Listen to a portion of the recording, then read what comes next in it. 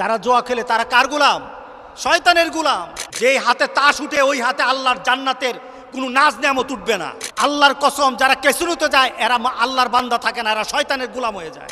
জান্নাতের জন্য জন্ম নিয়েছি, দুজুকের জন্য জন্ম নেই নাই। এটা দেহ দেখতে স্বাভাবিক, কিন্তু ভিতরে যদি ক্যান্সার থাকে, এই ক্যান্সারটা কিন্তু দেখা যায় না, এটা গোপন। ক্যান্সার কিন্তু গোপন। আপনার ফুরা কিন্তু দেখা যায়, দাউদ হইলে দেখা যায়, আপনার চর্মরোগ হলে দেখা যায়, কিন্তু ক্যান্সার কিন্তু দেখা যায় না। বলেন তো দেখি, ফুরা আর এই যে চর্মরোগ, বর্তমান চিকিৎসা বিজ্ঞানী এটাকে স্বাভাবিক বলল নাকি ক্যান্সারটা অস্বাভাবিক? কোনটা স্বাভাবিক, কোনটা রিস্ক বেশি, কোনটা মারাত্মক? যেটা দেখা যায় না এটাই কিন্তু বিপদ। ক্যান্সার দেখা যায় না, কিন্তু আপনার গায়ের ফুরা কিন্তু দেখা যায়। গায়ের ফুরার কারণে মানুষের মৃত্যুর হার তেমন নয়, কিন্তু ক্যান্সার হলে 100% মৌত। ক্যান্সার হলে কিন্তু 100% মৌত।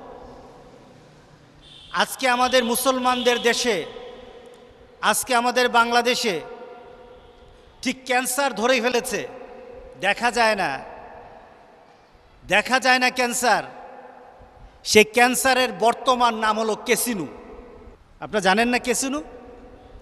সেই ক্যান্সারের বর্তমান সমাজকে ধ্বংস করে দেওয়ার জন্য, আমাদের সামাজিক, পারিবারিক, রাষ্ট্রীয় শৃঙ্খলাকে, নিয়ম নীতিকে ধ্বংস করে দেওয়ার জন্য বর্তমানে আমাদের সমাজে সবচাইতে বেশি মারাত্মক হয়েছে ক্যাসিনো।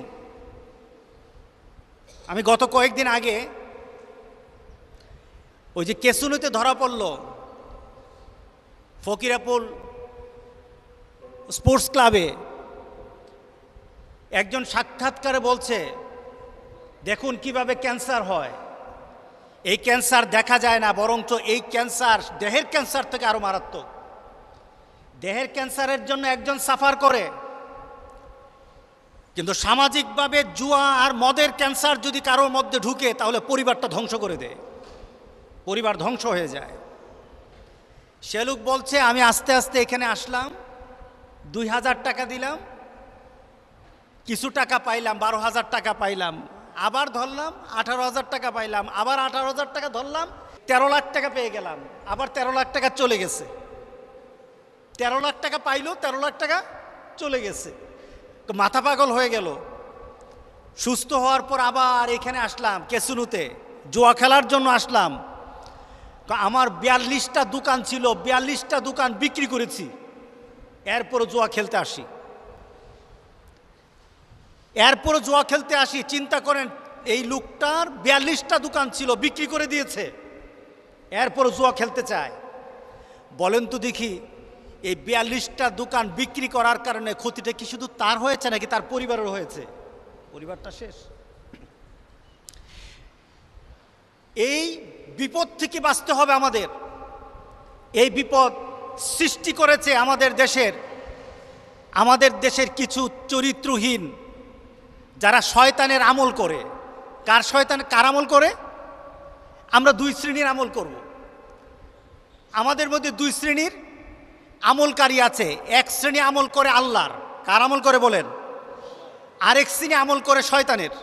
কার আমল করে? শয়তানের। যে শয়তানের আমল করে সে হলো শয়তান, আর যে আল্লাহর আমল করে সে হলো আল্লাহর নেককার বান্দা, মুত্তাকিন। আল্লাহ সুবহানাহু ওয়া তাআলা আমাদেরকে জানিয়ে দিলেন, যারা এই কাজগুলি করে তারা যে শয়তানের আমল করে। আল্লাহ সুবহানাহু ওয়া তাআলা সূরা মায়েদার 90 নং আয়াতে আল্লাহ বলছেন, ইয়া আইয়ুহাল্লাযীনা আমানু, ও ঈমানদাররা, ইন্নামাল খামরু ওয়াল মাইসির, জুয়া এবং মদ এবং জুয়া, ওয়াল আনসাব, প্রতিমা, ওয়াল আজলাম, ভাগ্য নির্ধারণের জন্য সারস অর্থাৎ তীর নিক্ষেপ করা, রিজসুম মিন আমালি শয়তান, এগুলি হলো শয়তানের অপবিত্র কাজ। আল্লাহ জুয়াকে কার কাজ বললেন? বলতে হবে কার কাজ? শয়তানের কাজ। মদকে কার কাজ বললেন? শয়তানের। প্রতিমা পূজা, এগুলি আল্লাহ বলেছেন এগুলি হলো শয়তানের কাজ, শয়তানের অপকর্ম। ফাজতানিবু, যারা ঈমান দাবি করো, যারা মুমিন দাবি করো, আমরা মুমিন দাবি করি কিনা বলেন? এখানে সবাই আমরা মুমিন।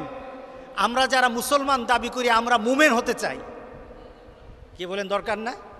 আল্লাহ বলেন যদি মুমিন দাবি করতে চাও মদ খেতে পারবা না, নেশা জাতীয় জিনিস খেতে পারবা না, জুয়ার কাছে যেতে পারবা না, জুয়ার কোনো জিনিস ধরতে পারবা না, লটারিতে হাত দিতে পারবা না, তাসের সাথে তোমার কোনো সম্পর্ক হবে না, ক্যাসিনোতে যেতে পারবে না। আল্লাহর কসম, যারা ক্যাসিনোতে যায় এরা আল্লাহর বান্দা থাকে না, এরা শয়তানের গোলাম হয়ে যায়। কার গোলাম? যারা জুয়া খেলে তারা কার গোলাম? শয়তানের গোলাম। আল্লাহ সুবহানাহু ওয়া তাআলা বলেন ফাজতানিবু, এগুলি ছেড়ে দাও। আমাদের সমাজে কিন্তু জুয়া আছে। আমাদের সমাজের জুয়াগুলি ছিল বাঁশের নিচে, বাঁশের ঝাড়ের নিচে, অথবা কোনো নীরব জায়গায় বসে বসে কিছু তাস খেলে। এখন বোধহয় কমে গেছে অনেকটা, নাকি? হ্যাঁ, এগুলি জুয়া খেলে। এই জুয়ার মডার্ন অবস্থা হলো এই বর্তমান ক্যাসিনো, যেখানে লাখ লাখ টাকার খেলা নয়, এখানে কোটি কোটি টাকার খেলা হয়। আপনারা বর্তমানে দেখেছেন, বর্তমানে যারা ক্যাসিনো পরিচালনা করতেছে, যারা করতেছিল তাদেরকে ধরা হচ্ছে। তাদের বাড়ির মধ্যে কত কোটি কোটি টাকা পাওয়া যায়, সিন্দুকের মধ্যে কোটি কোটি টাকা, সিন্দুকের ভিতর কোটি কোটি টাকা। এক একজনের এফডিআর পাওয়া যায় 200 কোটি 300 কোটি টাকা। এরা সবাই জুয়াকির, এরা সবাই জুয়ার আসর বসায় আর নিজেদের সম্পদ বাড়ায়, আর এক শ্রেণীকে রাস্তার ফকির বানিয়ে দেয়। একটা শ্রেণী রাস্তার ফকির হয়ে যায়। একটা লোক আসলো আমার কাছে, এসে বলল, হুজুর আমার স্ত্রীকে আমার ছেলে গ্রামের মধ্যে দড়ি দিয়ে বেঁধে গ্রামের মধ্যে টেনে টেনে নিয়েছে। কি ব্যাপার?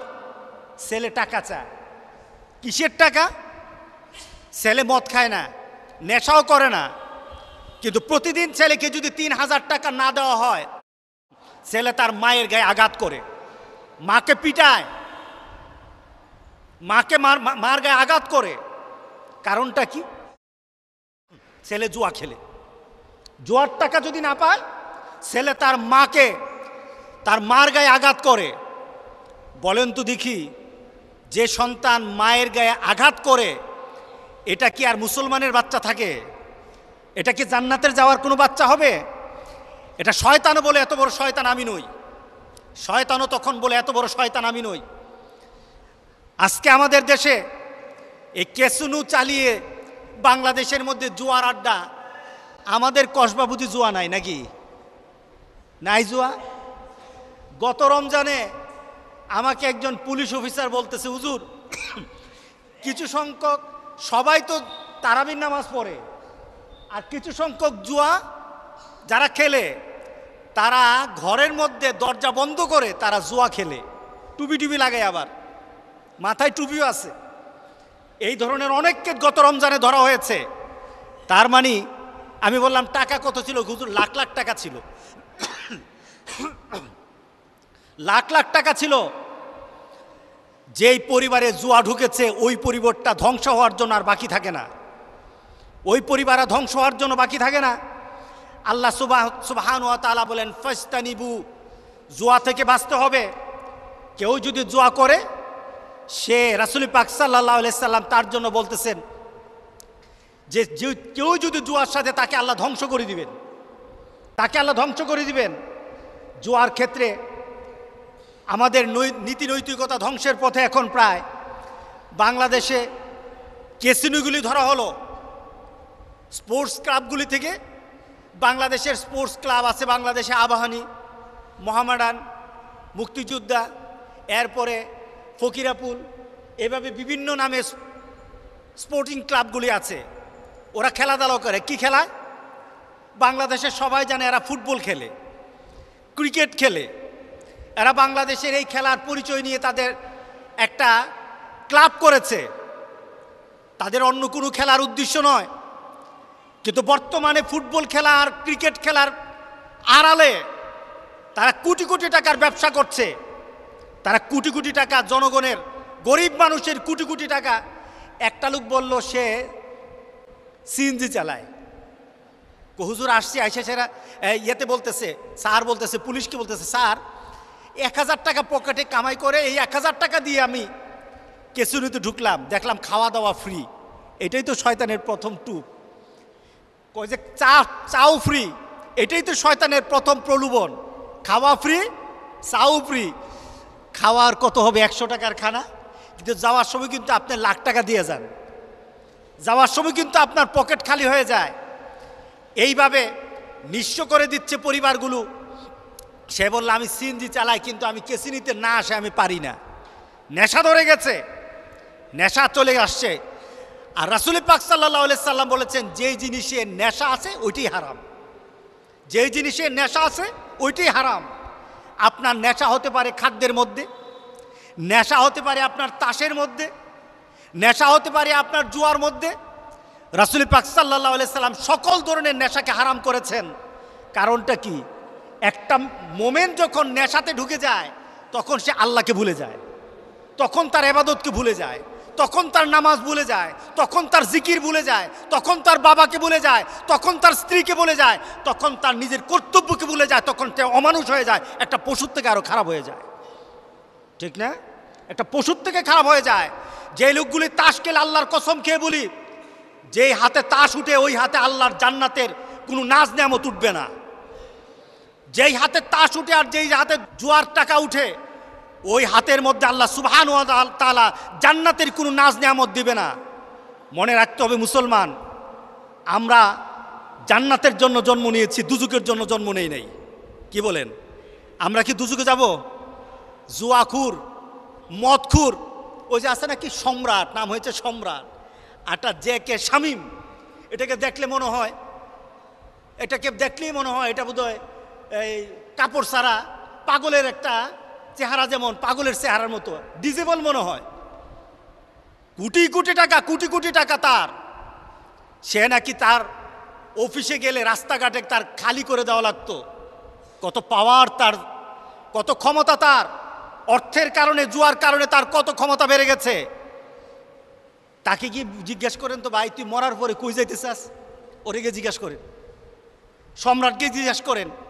ওই যে আরেকটাকে ধরা পড়ছে কি জানে, ওকে গিয়ে জিজ্ঞাসা করেন যাদেরকে ধরা হয়েছে, তোরা কোথায় যাবি? তারা বলে, না আমরা তো মরার পরে জান্নাত যেতে চাই, মরার পরে দরকার হইলে খতম পড়ামু, চেহালাম করব, এরপরে দরকার হলে 40 করব, যত আছে সব করব, তবু জান্নাতে যেতে চাই। কথা ঠিক না? আচ্ছা বললেন, জান্নাত কি আমার নিয়মে হবে নাকি আল্লাহর নিয়মে হবে? জান্নাত কি আমার চিন্তাতে হবে নাকি আল্লাহর চিন্তাধারায় হবে? মুহাম্মদুর রাসূলুল্লাহ সাল্লাল্লাহু আলাইহি সাল্লামের নিয়মের বাইরে চলে কোনো ব্যক্তি জান্নাতে যেতে পারবে না। আপনি যদি হিন্দু হন, আপনি হিন্দুয়ানি চিন্তা নিয়ে চলেন। আপনি যদি খ্রিস্টান হন, খ্রিস্টানের নিয়মে চলেন। কিন্তু এই কথা বলা কোনো মুসলমান বলতে পারবে না। এই কথা বলতে পারবে না যে তাস খেলা দিয়ে আমাদের সন্তানগুলিকে আমরা বড় কোনো পাপ থেকে ছোটর দিকে নিয়ে আসি। বড় কোনো পাপ করবে না তাস খেললে। বড় পাপ করবে না মানে কি? যে একটা ছেলে যদি জুয়ার মধ্যে বসে থাকে, তাসের মধ্যে বসে থাকে, সে চিন্তাই করবে না, নারী দর্শন করবে না, এর জন্য আমরা জুয়ার মধ্যে বসায় রাখি। আচ্ছা বলেন তো দেখি, কোনো খারাপ ছেলেকে ভালো করার জন্য, জুয়া থেকে বাঁচানোর জন্য তাস দেওয়া লাগবে নাকি আল্লাহ রাসূলের নিয়ম তার মাথার মধ্যে ঢুকাই দেওয়া দরকার? বলেন কি দেওয়া দরকার? আজকে আমাদের সমাজের অনেক সমাজপতিরা বলে যে আজকে যদি ক্লাবের ছেলেগুলিকে তাসের বান্ডেল দেওয়া হয়, যদি তাসের বান্ডেল তাদেরকে যদি দেওয়া হয়, তাহলে তারা ছিনতাই করবে না, তারা রাহাজানি করবে না, তারা মানুষের উপর অত্যাচার করবে না। আর ইসলাম বলে কোনো ছেলে যদি খারাপ কাজ করে তাকে আল্লাহ এবং রাসূলের চিন্তাধারা তার মাথার মধ্যে দেওয়া দাও, সে জান্নাতে ঢুকে যাবে। কথা ঠিক আছে কিনা বলেন? পার্থক্য কতটুকু আমাদের চিন্তার, আমাদের যারা সমাজকে পরিচালনা করে তাদের সঠিক চিন্তা আমাদেরকে আনতে হবে। আজকে কেসুনু দিয়ে আজকে জুয়া দিয়ে আমাদের সমাজটাকে ধ্বংস করার পথে চলে আসছে। আবার কথা শুনতেছি যে কেসুনু এটা বৈধ ছিল না, এটাকে কিভাবে বৈধ করা যায় এইভাবে একটা নীতি নিয়ে আসতে হবে। আল্লাহর কসম খেয়ে বলি, যদি আমাদের সমাজে অবৈধ হারাম জিনিসটাকে, যে হারামটা করেছেন আল্লাহ, হারাম করছে কে বলেন, কে হারাম করছে জুয়াকে, এটাকে যদি বৈধ করা হয় তো আল্লাহর গজব নেমে আসবে আমাদের দেশে, আল্লাহর গজব নেমে আসবে আমাদের দেশে। ও মুসলমান, আজকে জুমার দিন সবাই তো নামাজ পড়ে, ওই নামাজের মধ্যে মদখুরও আছে আবার জান্নাতিও আছে। ওই নামাজিদের মধ্যে, মসজিদগুলির মধ্যে জুয়া খেলার মধ্যে যারা নিজেদের অর্থ হারিয়েছে, জুয়া ছাড়া বাড়তে পারে না, এমন মানুষও কিন্তু আজকে নামাজ পড়বে, পড়বে না? তোমার নামাজ কাজ হবে না, তোমার জুয়ার কারণে তোমার নামাজ কাজ হবে না। কারণ আল্লাহ সুবহানাহু ওয়া তাআলা বলেছেন এটা হলো শয়তানের আমল, যারা জুয়া করে তারা হলো শয়তানের আমল, আর শয়তানের আমল যারা করে তারা আল্লাহর আমল করতে পারবে না। আজকে আমরা সিদ্ধান্ত নেব, আমাদের সমাজে এই ধরনের পরিবেশ যদি হয়, জুয়া আমাদের সমাজে আছে কিনা বলেন তো দেখি, আছে কিনা? আমাদের সমাজে ছেলেরা জুয়া খেলে না?